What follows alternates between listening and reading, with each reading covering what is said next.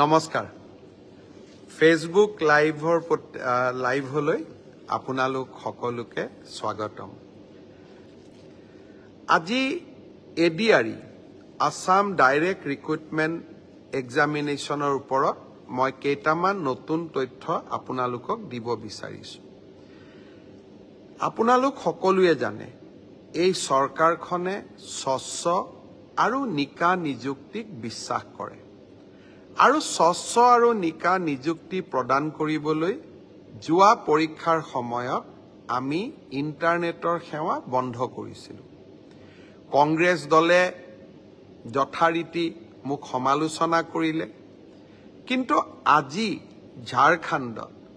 কংগ্ৰেছ দলৰ চৰকাৰে তাতে আজি হোৱা এনেকুৱা ধৰণৰ ৰিক্ৰুটমেন্ট পৰীক্ষাত ইন্টাৰনেট বন্ধ কৰিবলৈ সিদ্ধান্ত লয় অৰ্থাৎ আজি কংগ্ৰেছ দলে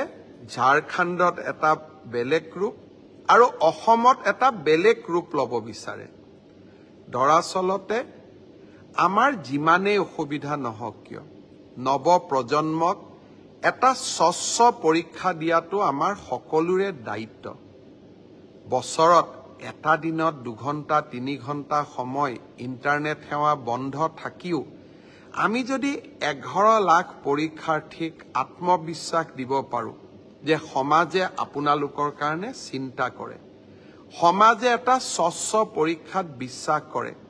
তাতকৈ আৰু ডাঙৰ কথা কি হ'ব পাৰে মই কংগ্ৰেছ দলক আজি দিনটোত আহ্বান জনাম যে ঝাৰখণ্ডত কংগ্ৰেছে লোৱা সিদ্ধান্তটোক আপোনালোকে অসমত বিৰোধিতা নকৰিব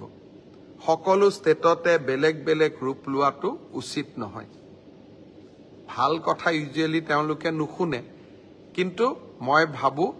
যে অলপ ৰাইজৰ মনৰ কথা তেওঁলোকে বুজিবলৈ চেষ্টা কৰিব মই স্বচ্ছতাৰ কথা কৈছিলো আজি মই স্বচ্ছতাক আৰু এখোপ আগুৱাই লৈ যাব খুজিছো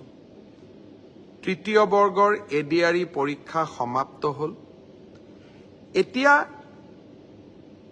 মই এটা নতুন কথা ক'ব খুজিছো 27 তাৰিখে সেৱাক আপোনালোকে আবেদন কৰিব পাৰিব মাত্ৰ 50 টকা দি যে আপোনালোকে যিখন OMR শীট লিখিছিলে সেই OMR শীটৰ এটা ফটোকপি আপোনালোকক লাগে বুলি অৰ্থাৎ আপোনালোকে লিখি থৈ অহা OMR শীটখন 27 তাৰিখৰ পৰা সেৱাৰ কাৰ্যালয়ত আবেদন কৰি সেৱাই তাৰ ধুনীয়া বিজ্ঞাপন দিব কেনেকে এডভাৰটাইজ কেনেকে আবেদন কৰিব লাগে আপোনালোকে চেণ্টাৰত জমা দি থৈ অহা OMR শীটটো এইবাৰ আপোনালোকে 50 টকা জমা দি সেৱাৰ পৰা লৈ আহিব পাৰিব ফটোকপিৰ খৰচ 50 টকা ঘৰত লৈ আহি OMR শীটটো এইবাৰ আপোনালোকে পৰীক্ষা কৰিব পাৰিব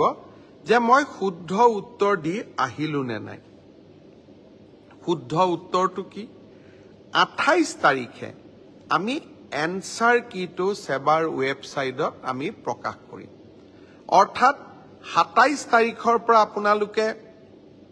OMR শীটখন আবেদন কৰি সেৱাৰ পৰা ল'ব পাৰিব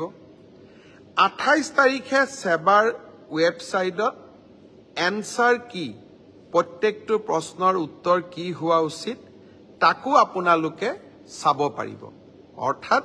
ঘৰতে বহি মইনো কিমান নম্বৰ পালো OMR শীটখন হাতত উলিয়াই লওক এনসাৰ কি লগত মিলাই চাওক আৰু 100ৰ ভিতৰত 50ৰ ভিতৰত মই কিমান নম্বৰ পালো হেয়া ঘৰতে বহি মই হিচাপ উলিয়াই ল'ব পাৰিম অৰ্থাৎ ৰিজাল্ট দিয়ালৈ অপেক্ষা কৰিবই নালাগে ভাৰতৰ কোনো প্ৰদেশতে এনেকুৱা সিদ্ধান্ত আগত গ্ৰহণ কৰা হোৱা নাছিল OMRৰ কপিও পাব আৰু এনসাৰ কিটো উপলব্ধ হ'ব এতিয়া আৰু এটা আমি স্বচ্ছতাক আৰু এখোজ আগুৱাই লৈ যাব খুজিছো এনসাৰ কিটো আপোনালোকে চাই পেলাই মনত খুদুৱনি লাগিলে যে এইটো প্ৰশ্নৰ এইটোটো উত্তৰ নহয় উত্তৰটো বেলেগহে হ'ব লাগিছিলে 500 টকা দি আপোনালোকে সেৱাক জনাব পাৰিব যে আপোনালোকে প্ৰস্তুত কৰা উত্তৰটো ভুল হৈছে উত্তৰটো আসলতে পঞ্চপাণ্ডৱৰ তৃতীয়জন সন্তান ভীম নহয় অৰ্জুন সেবাই ভীম বুলি এনসাৰ কিট লিখিলে আপোনালোকে শুদ্ধ কৰি দিলে সেবাক যে আপোনালোকৰ এনসাৰ কিটো ভুল আসলতে পঞ্চপাণ্ডৱৰ তৃতীয়জন অৰ্জুন অৰ্থাৎ আপোনালোকে সেবাক এটা ভুল শুধৰাই দিলে তৎকালীনভাৱে সেই 500 টকাটো আপোনালোকে উভতাই পাব 500 টকাটো আমি এই কাৰণে ফিজ লৈছো নহলে সকলোৱে এনসাৰ কিটো ভুল বুলি হাৰাশাস্তি কৰাৰ ৰাস্তাও লব পাৰে যাতে হাৰাশাস্তি কৰাৰ ৰাস্তা নলয় সেইভাবে আমি এটা 500 টকা লম কিন্তু যদি আপোনালোকৰ পৰামৰ্শ শুদ্ধ হয় আমি সেই 500 টকাটো উভতাই দিম অৰ্থাৎ আজি মই স্বচ্ছতাৰ দিশত তিনিটা কথা কলো অহা 27 তাৰিখৰ পৰা স্বচ্ছ পৰীক্ষাৰ ক্ষেত্ৰত মই তিনিটা নতুন সিদ্ধান্ত আজি মই ঘোষণা কৰিলো এটা হল যে আপোনালোকে OMR সিটটো যিটো সিটত আপোনালোকে আনসাৰ কৰি আহিছে তাৰ ফটোকপিটো অহা 27 তাৰিখৰ পৰা আপোনালোকে সংগ্ৰহ কৰিব পাৰিব সেবাৰ কাৰ্যালয়ৰ পৰা তাৰ প্ৰসিডিউৰটো বিজ্ঞাপনত আহিব 50 টকা দি আবেদন কৰিব লাগিব 50 টকাও ফটোষ্টেটৰ খৰচ দ্বিতীয়তে 28 তাৰিখে আপোনালোকে এনসাৰ কিটো পাব যাতে OMR আৰু এনসাৰ সিটটো মিলাব পাৰে আৰু এনসাৰ কিটোত যদি আপোনালোকে কিবা ভুল দেখে সেইটো আপোনালোকে সেবাক জনাব পাৰিব 500 টকা দি আৰু আপোনাৰ পৰামৰ্শ বা আপুনি যেটো ভুল বুলি কলে হি যদি বিশেষজ্ঞসকলে সঁচাই ভুল বুলি কয় আমি আপোনাক সেই 50 টকাটো উভতাই 500 টকাটো আমি উভতাই দিম একাংশ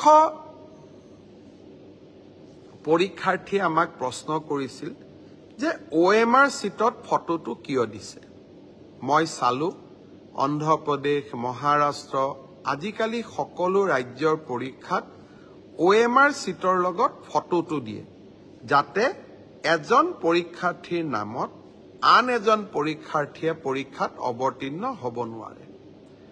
আজি মই সেবাৰ বিষয়াসকলৰ লগত কথা পাতিছিলো তৃতীয় শ্ৰেণীৰ OMR সিট ইতিমধ্যে বনোৱা হৈ গল ড্ৰাইভাৰ বা তৃতীয় শ্ৰেণীৰ আন পোষ্টৰ কাৰণে আপোনালোকৰ মনোভাৱক কাৰণ বহুতে কৈছিল যে আমাৰ আইডেন্টিটিটো ৰিভিল হ'ব পাৰে আপোনালোকে কোৱা কথাটো নিশ্চয় কিছু মেৰিট আছে হে ভৱিষ্যতৰ ৰিক্ৰুটমেন্ট পৰীক্ষাত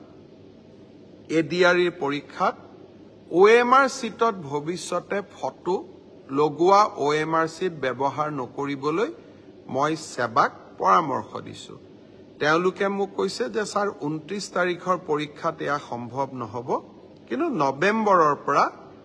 যি অক্টোবৰত যি আমাৰ পৰীক্ষা হ'ব তাত আমি OMR সিটত ফটো নাৰাখো অৰ্থাৎ এইখন চৰকাৰক কোনোবাই ইতিবাচক সমালোচনা কৰিলে ইতিবাচক পৰামৰ্শ দিলে তাক গ্ৰহণ কৰাৰ সততা আৰু সাহস আমাৰ আছে কাৰণ মই সদায় বিশ্বাস কৰো মুখ্যমন্ত্ৰী বা চৰকাৰ ৰাইজৰ ওপৰত নহয় মুখ্যমন্ত্ৰী বা চৰকাৰ ৰাইজৰ তলত